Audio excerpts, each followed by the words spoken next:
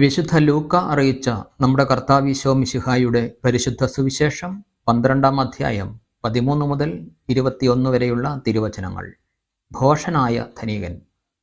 ജനക്കൂട്ടത്തിൽ നിന്നൊരുവൻ അവനോട് പറഞ്ഞു, ഗുരു, പിതൃസ്വത്ത് ഞാനുമായി പങ്കുവയ്ക്കാൻ എൻ്റെ സഹോദരനോട് കൽപ്പിക്കണമേ. യേശു അവനോട് ചോദിച്ചു, ഹേ മനുഷ്യ, എന്നെ നിങ്ങളുടെ ന്യായാധിപനോ സ്വത്ത് ഭാഗിക്കുന്നവനോ ആയി ആര് നിയമിച്ചു? അനന്തരം അവൻ അവരോട് പറഞ്ഞു, ജാഗരൂകരായിരിക്കുവിൻ, എല്ലാ അത്യാഗ്രഹങ്ങളിൽ നിന്നും അകന്നിരിക്കുകയും ചെയ്യുവിൻ. മനുഷ്യജീവിതം സമ്പത്ത് കൊണ്ടല്ല ധന്യമാകുന്നത്. ഒരു ഉപമയും അവൻ അവരോട് പറഞ്ഞു. ഒരു ധനികന്റെ കൃഷിസ്ഥലം സമൃദ്ധമായ വിളവ് നൽകി. അവൻ ഇങ്ങനെ ചിന്തിച്ചു, ഞാൻ എന്തു ചെയ്യും? ഈ ധാന്യം മുഴുവൻ സൂക്ഷിക്കാൻ എനിക്ക് സ്ഥലമില്ലല്ലോ. അവൻ പറഞ്ഞു, ഞാൻ ഇങ്ങനെ ചെയ്യും, എൻ്റെ അറപ്പുരകൾ പൊളിച്ച് കൂടുതൽ വലിയവ പണിയും. അതിൽ എൻ്റെ ധാന്യവും വിഭവങ്ങളും സംഭരിക്കും.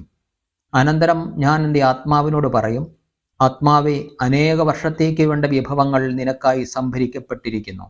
വിശ്രമിക്കുക, തിന്നുകുടിച്ച് ആനന്ദിക്കുക. എന്നാൽ ദൈവം അവനോട് പറഞ്ഞു, ഭോഷ, ഈ രാത്രി നിന്റെ ആത്മാവിനെ നിന്നിൽ നിന്ന് ആവശ്യപ്പെടും. അപ്പോൾ നീ ഒരുക്കി വച്ചിരിക്കുന്നവ ആരുടേതാകും? ഇതുപോലെയാണ് ദൈവസന്നിധിയിൽ സമ്പന്നനാകാതെ തനിക്ക് വേണ്ടി സമ്പത്ത് ശേഖരിച്ചു വയ്ക്കുന്നവനും.